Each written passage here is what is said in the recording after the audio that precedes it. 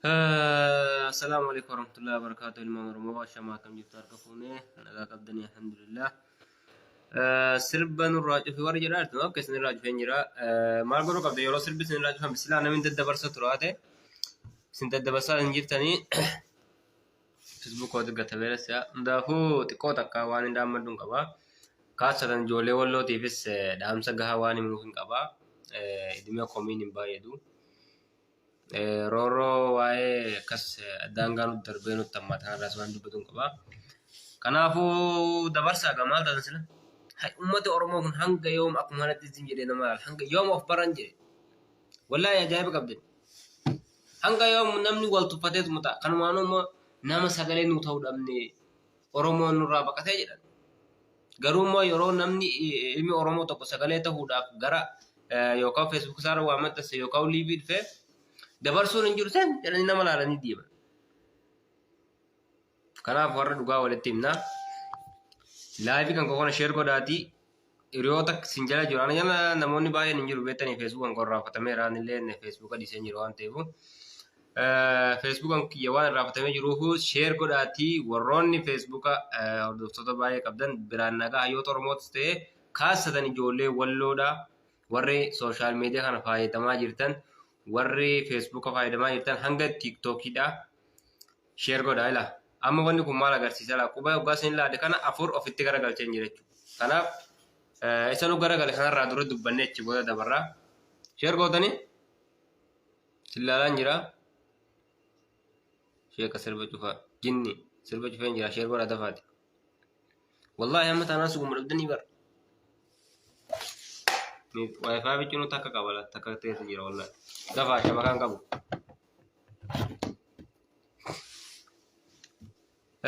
Okay ani maal seetan nama hangana daawwataa jiru sargaan jiru cufaa jira shabakaan waan ta'e ruun beeku Facebook yammalee dhufu dhiiftee share godhatale amma wallahi siyaasaan guboo didde hanga nama daawwataa jiru waan takka argaan jiru waan ta'eef shabakaan hankoo cufaa jira amma kalatti maan gara yaada kiyaatiin dabarfadhaa yeroon qabu waan ta'eef nuusaa takka yaada dabarfadhee sin biraa deema. Yaadni kiyya maal seetan ijoollee Oromoo hundi keessanuu wallaahi akka nuti akka uummata wallootti dhuguma boohuunis waan keenyaa miti rakkoo amma himatuunis waan keenyaa miti ammaan dura nutti hin barre roorroo himatuu fi bobboohuu hin barre aadaa keenyaa miti saniizim jalaa jirra malee roorroon daangaa nutti darbee jira. Reeffi keenya kabajaa dhabee jira. Akka Oromoo qofaa walloo qofaami wallaggeessa akkasuma jira. Kaasatan uummanni walloodha warroonni yeroo ammaa kana rashanamaa jiru tokkoon isaa qarbamaa jiru wallaahi tokkoon isaa qarbamaa jiru. Waan garaa nama gubu reeffi akkasumatti dhiitee bineensi nyaatullee hin dhabamee zimedee tattaa jira 7-2-7. Kun waan garaa nama gubu wallaahi. Waan namni zin jedhee walii kolfuumi. Waan namni walii kolfuumi wallaahi waan namni zin jedhee wallaaluumi. Yaa Oromoo wanni kun takkaan ganaa hulaa keessan irra ga'a. Tokkoon ganaa mana keessan ga'a. Tokkoon ganaa namoota meeqatu wallahi nama meeqatu carraaqee biyya ormaa deemee carraaqee jaartiin fuudha jedhee mana jaarratee jaartii fuudhee osoo baatii 2 baatii 3 wajjin hin jiraatin rashanamee du'a hin malle du'aa jira. Reeffi isaa kabajaa dhabee qabramuu dhowwamee taa'aa jira. Wallahi obboleen keenya uummanni Oromoodhaa sabni bal'aadha. Roorroo amma uummata Wallootii fi uummata Wallaggaatti deemaa jiru kana please zim jettanii hin ilaalina. Namoonni tokko yeroo qadaa rabbiitiin du'e Facebook guutuu maxxansitanii Facebook guutuurra ooftanii Facebook guutuurra asii achi gootanii namni kun nama jabaa nama sabaaf dhaabbataa ture maal jettanii maxxansitan. Yeroo namni rashaname immoo zim jettanii ilaaltan. Lubbuun namaa wal qixa. Kan rabbii fudhate. Kan mootummaan zaalimaa kun rashaneef sagalee ta'a. Hanga gaafa sinirra gooteessanii eegina. Gaafa dura ummanni raayyaa amma dura ummanni heebanoo kun dura akkanuma roorrifamee rashanamee dhumeeti akira roorroon daangaatti darbeennaan oromummaa isaa dhiisee saba Tigraay jalatti bulee saba biraatti ta'ee jiraataa jira. Sabni Oromoo kun dura sabni raayyaa saba Oromoo qulqulluu ture. Roorroon daangaatti darbeennaan kabajaa dhabee reeffisaa akka Oromoo walloo yeroo ammaa ta'u kana tahee jennaani saboo isaa ofirraa mulqee Oromummaa isaa ofirraa mulqee saba biraa tahee Tigraay wajjin jiraataa jira. Garuu amma uummanni walloo hanga san bira gahuu gahee jira. Hanga Oromummaa jibbee saba isaa jibbee ofirraa mulqatee saba biraatti hijiraatu bira gahee jira. Kun hundi maali obboleeyyan dhabuudhaan fira dhabuudhaan sabni sarraa baqatuudhaan rooroon daangaa darbuudhaan ummanni Oromoo walloodhaa tokko lolamaa hin jiru. Akkuma beektan mootummaa federaalaa qofaa miti kan lolaa jiru. Mootummaan naannoo Amaaraa lolaa jira. Humni faannoo lolaa jira. Liyyuu Hayileen lolaa jira. Waan beektanii walaali hamma gaxarii biyya hartummaa walloo keessaa hamma hartummaa dhufanii suuqa uummataa zarafanii fe'atanii biyya isaanii galaa jiran.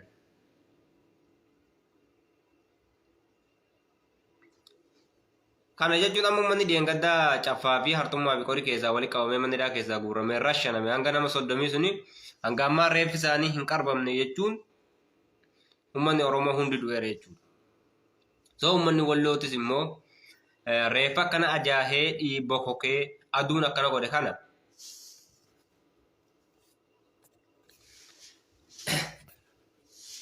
reeffa kana zim jettanii ilaaluu manna.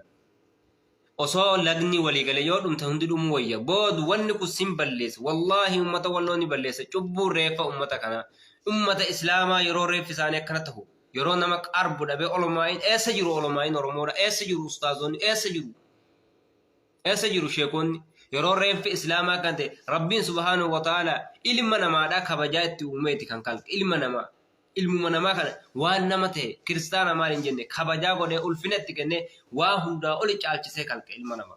Garuu mootummaan bilxiginnaa humni yeroo ammaa biyyattii bulchaa jiru kun sirni nama nyaataa kun ilma namaatti kabajaa dhorkee reeffa isaa kabajaa dhorkee akka hin awwaalamne godhee ilmi namaa qabrii argatuun bar kabajaa tokko. Ilmi namaa qabri ma argatuun kabajaadha bar yoo qabrame kabajaa qaba. Yoo hin qabramne immoo kabajaa hin qabu ilmi namaadha jechuudha.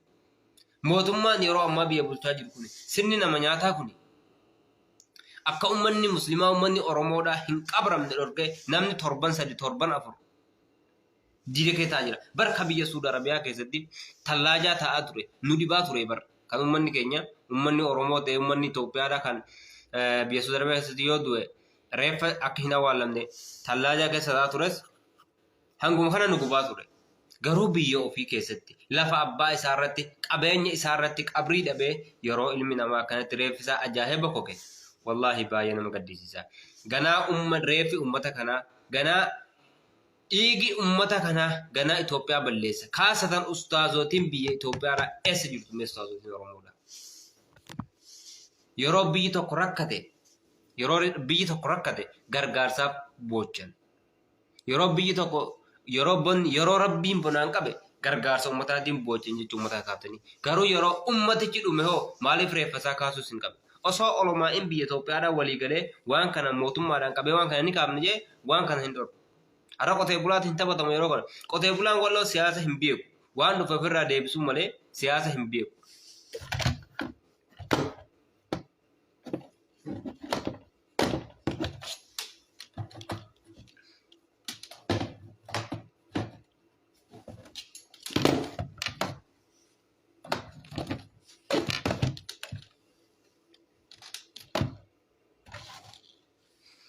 Kanaafuu eessa jirtu olomaa'in islaamaa amma liivii kana warri na daawwataa jirtan nama hanga ta'e hin beeku maaliif shabakaan eelaa didaa jira waan ta'eef koomentii deemu malee waa biraa argaa hin jiru warri na daawwataa jirtan please share godhaa hanga tokko namni beekamtii qabu yoo liivii kana daawwate sagaloo kiyya kana dhagahe nu faayiduun mala nuti ummata Oromoo ummata walloo faayiduun mala ummati Oromoo illee yoo faayiduu dadhabe uummanni Oromoo rakkoo keessa hin jiru waan ta'eef nu ummata Wallaggaatiif ummata walloo faayiduun mala.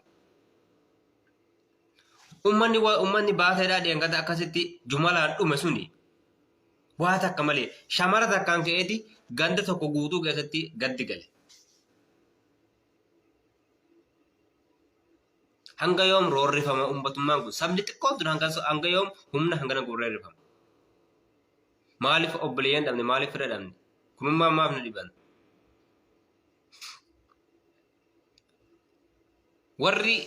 Warri godinarraa hanga milishaatti biyyattii walloodhaa dhiiga qaqqaalii lafee jagnootaa nu jalaa galaafatee saba san fixaa ture. Har'a namni takka aangoo gubbaan jiru. Ahmada sanirraan qabeenya qaamiimwee hanga kumitee gandaatti qabeenyu har'a namni takka aangoo gubbaan jiru. Inni kun hidhamee, inni kun ari'amee, inni kun baqatee bosona keessa jira.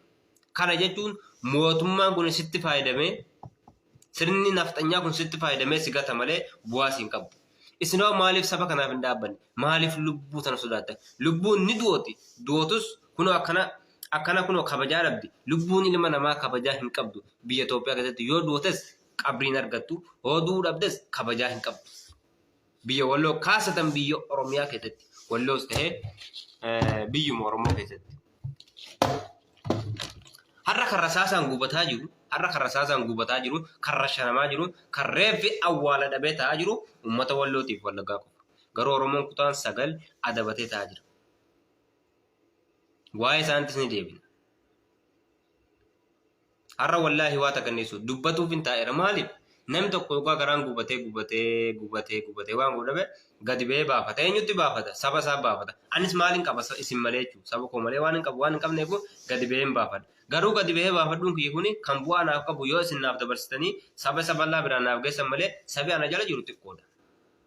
Ani nama barataa miti, nama siyaasaan bakka kana gahee miti, nama waan hin beekurraa uummata kiyyaafan dhaabbadha jeermataa jechuudha. Amma kaasitan ijoollee Walloodhaa amma namoota na daawwataa jiru takka takkaan argaa jira. Garuu nama sheer hin goone baay'een beeka. Garuu koomentii namaa jalatti nan arga. OMN jalatti nan arga. Hayyoota Oromoo jalatti nan arga.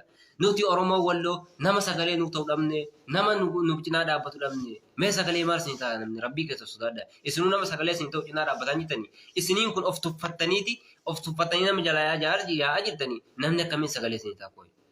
Ofii sagalee ofii ta'urtanii ta'an jirtan. Hanga yoomi uummatummaan ijoollemti Walloo kun hanga yoom quba namatti qabna. Quba isa nu garagalu dhiifne. Hanga yoomi. Turaame immoo ijoollee Walloorraan dubbadda. Maal na godhanii yaani nama na arrabsan malee maal na godhan danda'anii yoo ni dogongore na gorfatuu qabdan. Garuu hanga yoom nu hummaan ijoollummaan Walloo kunummaan warri biyya alaa jiru kun waan nurraa eeggamu godhaa jirra. Waan nurraa eeggamu godhaa jirra. Gahee keenya baataa jirra. Meetan qofa naa hima. Wallaahi nama baay'een argeera. Kan waa'ee Oromoo Walloo irraa saxara takka hin barreessine koomentii namaa jala deemee uummati Walloo dagatamneerraa Walloon akkas taaneerraa jedha. Isa yooma waan barreessu laalte faaxee jala deemee qorree hammaatee maali jedhe faaxee jala deemee ati dubrummaa qabda faaxee jala deemee hojiin isaa kana koomentii jala deemee wanni inni manxasu waa'ee faaxeetii waa'ee qorraati. Garuu koomentii hayyoota jalaatii fi koomentii meediyaa Oromoo jalatti bahee maal jedha? Sagalee nuti waan jirtanii nuti nama sagalee nuti hodhamne sabni Oromoo Walloo rakkate maaliidha jedha. Kun dogongora obboleenkii. Na dhaggeeffadha qeerroo Walloodha qeerroo qarree Walloodha na dhaggeeffadha. Kaasatan warri Facebook irratti beekamtii qabnatanii odeessitan kun na dhaggeeffadha. Dura quba namatti qabuun dura quba isa isin garagale laalaa malee. Meediyaa qabdanii isin maaf saba keessanii sagalee hin taane moo hin sodaattan. Okay, jawwaalli ni jira maaliif bilbiltanii odeeffannoo fuutan uummataan hin geenyas gubbaarra maxxansanii. Fakkeenya amma hartummaan biyya guddaadha. Biyya hunda odeeffatuu hin danda'u namni tokko. Qorri biyya guddaa hunda odeeffatuu hin danda'u. Jiillee biyya guddaa hunda odeeffatuu hin danda'u. Dugugguruun biyya guddaa, dawween biyya guddaa, baateen biyya guddaa, caffaan biyya guddaa. Kana hundarra warri Feesbuuka fayyadamta. Gamta koomentii namaa jala deemtanii nama sagalee nuuf ta'u. Dhabnatanii boochan maaliif ofii keessanii bilbiltanii odeeffannoo fuutan Feesbuuk baarratti hin maxxansin. Eenyu sodaattan? Bal lubbuu obboleen keessaniitti kan rashanamee nama awwaaluu dhabee Amaarri irra deemtee viidiyoo waraabaa jirti. Amaarri takkaa biyya Walloo keessatti gaheen akkanaa nu argatee hin beeku. Uummanni Walloo ajjeeseeti reeffa isaanii sawwaraa ture dura. Hoggaa bineensi nyaatu naftanyaa. Amma garuu naftanyaa dhufee reeffa keenya lafatti sawwaraa jira. Kana jechuun maali? Nutuun of xiqqeessaa jira. Nutuun of tahuu dadhabee nama jala deemaa jira. Obboleen keenya dhaggeeffadhaa. Nuhummaan kanatu of tahuu dadhabee nama jala deemaa jira. Hanga yoom OMN qofa komanne meediyaa OMN meediyaa tokko kana OMN Walloo keessaa maal qaba nama eenyu sagalee kennaaf. Isinuu isuma komattanii nama isaa sagalee kennu gootaniiftanii hin goone takka takkaa wal beekne jechuudha. Wallaahi nami hanga kan koo warra OMN irra dalaguun wal quba qabu hin jiru. Waliin haasaa jirra jechuudha. Kaasatan ijoollee riyaa kiyyaa nama baay'eedhaan dubbiseera jechuudha. Garuu ijoollee Walloodhaa kuni bakkuma hunda yaa'anii koomentii nama xiqqoo tokko waa'ee siyaasaa barreessu jalatti sagalee uummata Wallooti ta'an jirtan jedhan. Faaxee jalatti immoo qorri nu miidhee ijaazaa jedhan. Kuni of tahuu dhabuudha. Wallaahi kun of tahuu dhabuudha. Of tahuu jechuun maali? Dura of tuffatuu dhabuudha. Yoo of tuffatte namni si tuffata yoo ati of gatte namni si gata yoo ati of jabeessite immoo irree kan kee duudhatte nama sagalee si ta'u jala yoo dabarsite yoo poostii nama tokko laaltee zim jettee tuffattee dhiisuu dhabdee of jabeessite wal jabeessite namni si jabeessa. Isaanis barkan sagalee itti siitaan wanni BBC gubbaan bahani yookaan Aljazeeraa dhaqanii sagalee siif hin taanii baru ummatummaan Oromoo Oromiyaa kuni BBC gubbaa Aljazeeraa gubbaarra sagalee hin taan yoo siitaan OMN fi bas wanni biraan jiru keelloo meediyaa fi meediyaa sammalee hin jiru. Sanaji Facebook ma dhuunfaa isaaniitti sagalee isaan ati Facebook kan qabdu yeroo koomentii isaanii jala deemtee itti bobboochu. Bar isuma koomentii itti barreessitu santu saba keetti sagalee itti ta'uu dandeessa. Ati dhuunfaa keetiin waan hin taane mantasita ummata jala deemtee immoo sagalee maal nun taane itti bocha. Ummanni walloodhaan dhugaa isiniin waan nurraa eeggamu baatuu qabna. Wal gurmeessinee gahee nurraa eeggamu hojjetuu qabna. Akkas deemna. Gara dhaabaa deebina immoo. Ani waa'ee dhaaba Oromoo waa'ee dhaaba shanee yookaan dhaaba waa'ee waraana bilisummaa Oromoo biyya walloo keessatti dubbadhee hin beeku. Dhaaba nuti waraana bilisummaa Oromoodhaan ni jaalannaa lubbuu keenya waliin jaalannaa dhaaba Oromooti. Warra qabsoo Oromoodhaa ganamaa kaasee armaan keessaa hin koman. Garuu aktiivistoota walloos haa ta'u namoonni uummata wallootti akka dhageettii qabaatu jettan yeroo waa tokko maxxansitan sheekingii godhaa yeroo dura. Zimbiloo akkuma agartaniin yookaan laayikiin argaddaa yookaan fooloon argaddatanii maxxansina. Kaasatan yeroo ammaa kana wannummaan waraana bilisummaa Oromoo jedhamu biyya walloo keessatti nuun fayyadu. An dhugaan siniin. Biyya walloo keessatti ummatummaan Oromoo walloo kun qotee bulaa miskiinni barumsa hin qabne beekumsa hin qabne kun maqaa dhaabaatiin rashanamuu faayidaa tokko nuuf hin qabu. Laayivii xiyyeetana booduu falkaadhaa wallaahi si fayyaddi.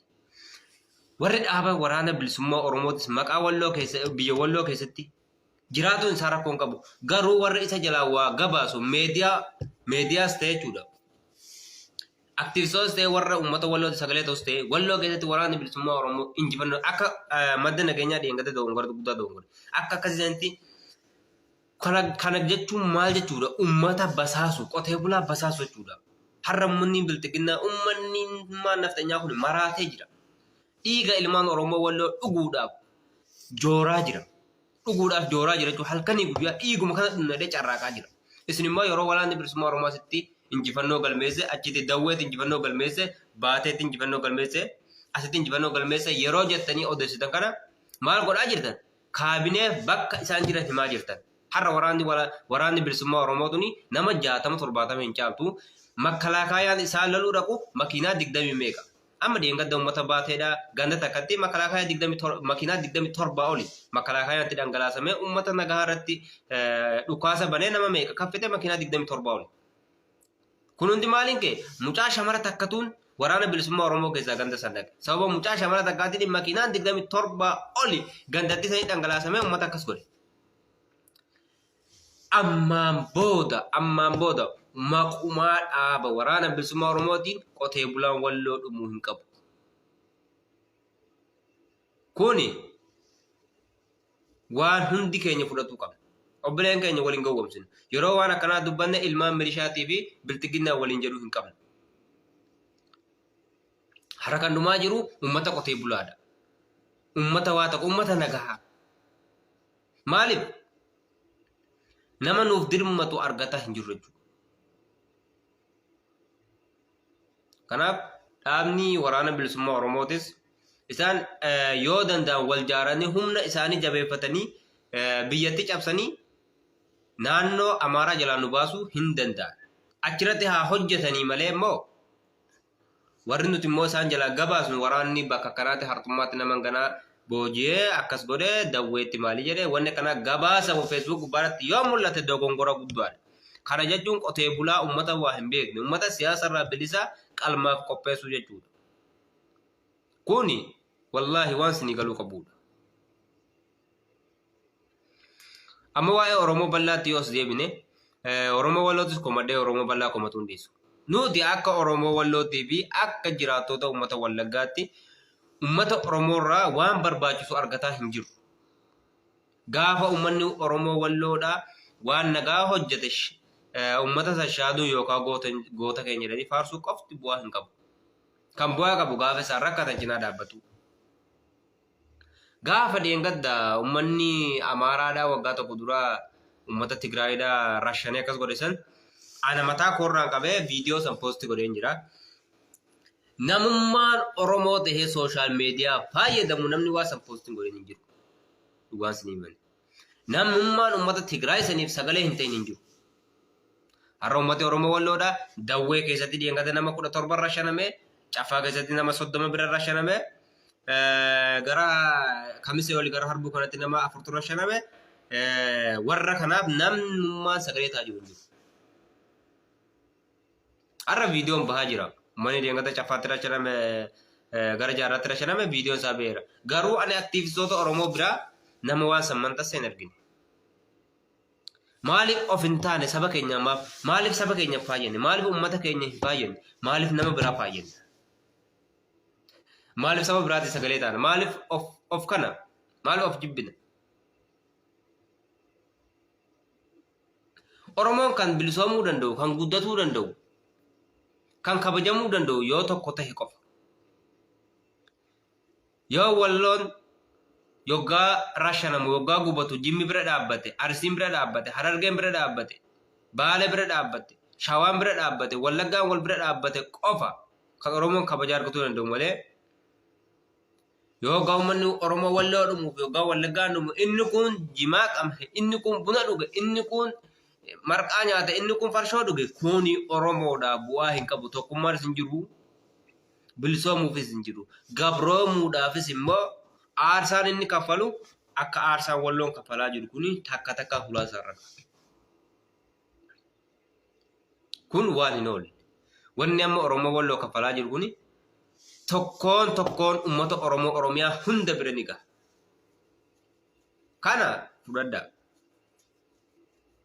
Waan hin oolle. Waan ooluu ka'usiimi immoo. Kanaaf warroonni Feesbuukas fayyadamaa jiru ta'ee hanga Tiyootorii wal bira dhaabbannee sagalee walii ta'uun baay'ee tokko barbaachisaadha. Kaasitan ijoollee Walloodhaa akkuma isiniin jedhe koomentima shamaraa jala yaanee yookaan waan hin taane jedhurra yookaan Oromoo biraa komaturra waan nu barbaachisu ofii keenya bahataa jirra. Waan nu barbaachisu hojjetaa jirra. Saba keenya kanaaf, obboleen keenya kanaaf waan nu barbaachisu dalagaa jirra. Waan kanas xiqqoo takkatti yaaduun bareedaadha. Oromoo biraa komatuun bira. Dur nama komatuun dura ofii keenya waanti jiru kana beekuun nurra jira.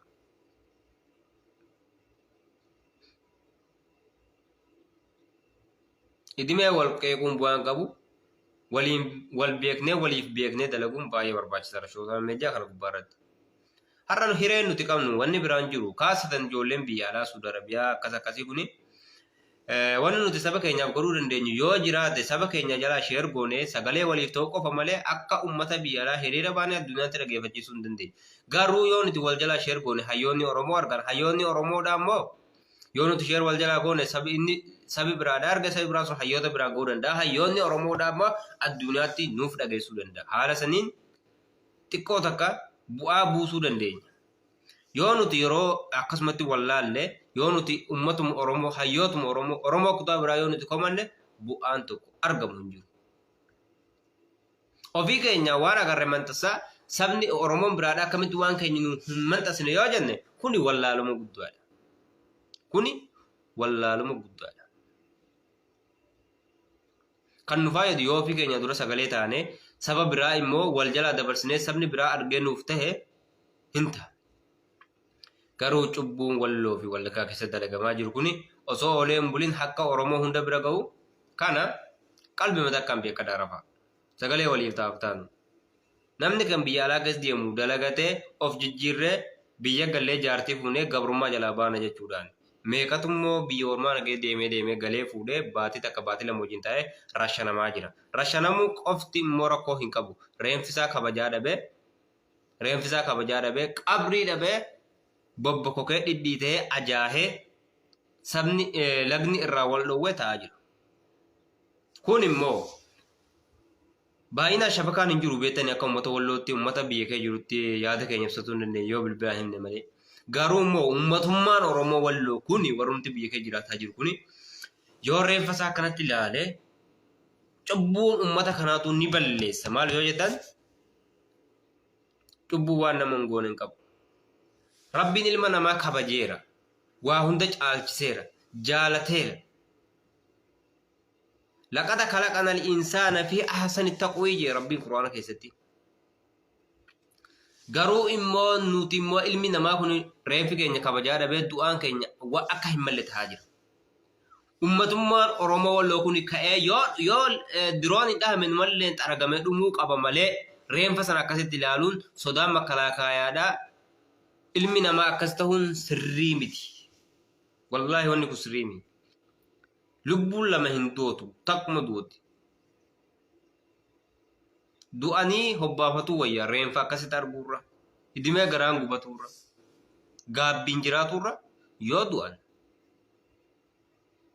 yoo hojii gaarii qabaata jannatuma seentaa yoo hojii gaarii qabaanne azaaba seentaa wama lamatti hin garuu biyya rakkoon guutame keessatti biyya nami kabajaan jiraatu hin dandeenye keessatti yoo jireenya barbaadan lubbuu du'a sodaatanii lubbuu duuteetu akkasitti lafa laalan kuni gaarii miti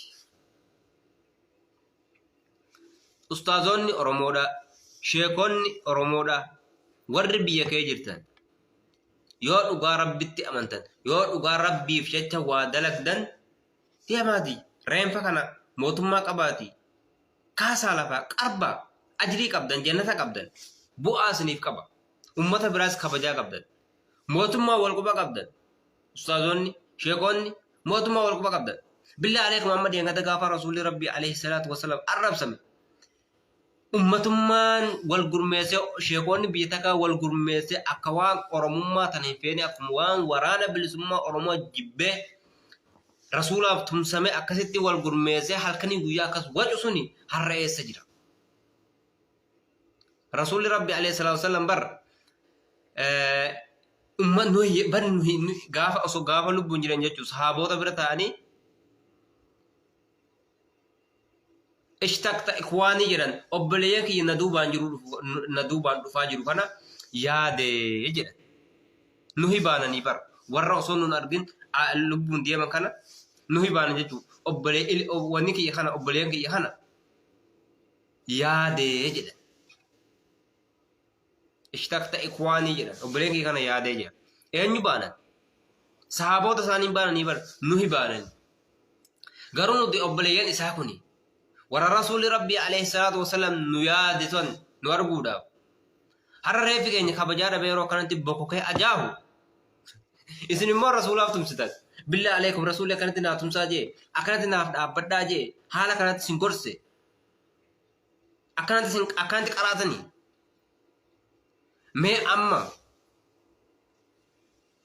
بارتمتي شيكولي غاندي تكو أكاسيت أبدا سن هر رئيس جلتان yeroo reenfi islaamaa ummanni kun dhibbatti islaama ummata islaamaa qofa walloo keessa kiristaanni hin jiru okay erga rasuulaaf tumsidan alayhi salaatu wasalam nuti rasuula keenya hin jaalanne lubbuu keenya olitti jaalanne akkuma isin jaalattan garuu namni rasuulaaf tumsu waan rasuulli isaan jedhe waan rasuulli karaa rasuulli isa ammare waan rasuulli jibbuu qaba mootummaa kana وصل رسول الله عليه الصلاة والسلام يروم ما كان لبون جراتني ريفا كنا تاكونا هنجالة ريفا كنا أول ترى به خبجار به أكنا تاجر كنا هنجالة كنا بزنس ريفا كنا جالتون قبضن والقرميس دني علماءين وان كان خار راكسو قبضن بالله عليكم إلى نوتي سنكبين سنجالة نصازوت كين علماء كين سنجالة aku masih Rasulullah Rabbi alaihi salatu wasallam jalan dengan nanti nutis sin jalan sin kabajnas Rasulullah kayaknya sin jalan garu wan sin ragam bahada wan sin ragam bahatan jitan afanu ma qofa Rasulullah bicha hak akhir goratum faidah kabu wan ini sedang barasan hujjada wa amr bil ma'ruf wa nahya 'anil munkar san ni jalasan hundu ma hu dalaga wan bada refa kana de makasa da ka karbam gorati bakka badati mulladati ummata keessa cinaa dhaabbadhaa sagalee taabi an ustaazota oromoo maqaa hin dha'u tokkoon isaanii garuu guutuma ilaallata walloo keessatti reefa nama 50 oltu kaafamuu didee taa'aa jira torban 2 3 ga'ee jira kunummaanuu sin balleessa والله اسم بليسا واني اسم سبقنا حجة واني اسم أمتا حجة سن الراهن كابل ربي هن كابل مالف هن كابل شبو كان أرجع جرتني شبو كان أرجع جرتني قرود دو أصدا إسايرتن أما رسول الله ربي تفتح عليه الصلاة والسلام نمس نجي سنجرو بر أفانو ما نلوجتني يا تمرين نمس نجي سنجرو قرو يا أمتا دو مكانا في مسكينوتا كان سجلت هذين تفتني يوكاو نجيفهم تنتا بيكمو يوكاو نجيفهم تنتا يوكاو نجيفهم تنتا إيشو وملام يوكاو ما نجيفهم تاني يوكاو نجيفهم تاني قرو سن دو أصدا زم جتني أمتا حلال تاني أكنا مدينة إسلام جالتو قرأت I don't know wanni kun faayidaa tokko hin qabu.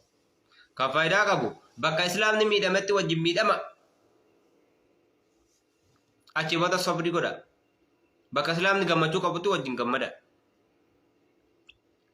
Ani kana waan isin ustaazota Oromootiin. Ani beekumsan qabu waan ustaaza keenyatti keeku. Garuu bakka kanaatti hangana hunda wallaalaa miti. Bakka kanatti hangana hunda wallaalaa miti jechuudha. Wallaahi isuma dhuguma siin bakka kanatti hangana hunda wallaalaa miti. Nan dubbadda gadi bahe waan garaa koo keessa na jiru akkas kanaaf warrummaan saba Oromootiif dhaabbatu kun hayyootas ta'e ustaazotas ta'e meediyaas ta'e sheekooles ta'e walloo fi wallaggaa jinaa dhaabbata ilaa nuti amma sagalee ofiif taanu yookaan sagalee walii taanu kutaa cunqurfamaa jiru dhiifnee hin beeknu walloon rakkoo hamaa keessa jira wallaggeessi rakkoo hamaa keessa jira garuu wal biraa dhiifnee hin beeknu posting keenya gammachuun keenya gaddi keenya uummata keenya waliin jenneeti wajjiniin postii godhaa jira olomaan keenyas akkasuma kanaaf waan isinirraa eegamu bahadhaadha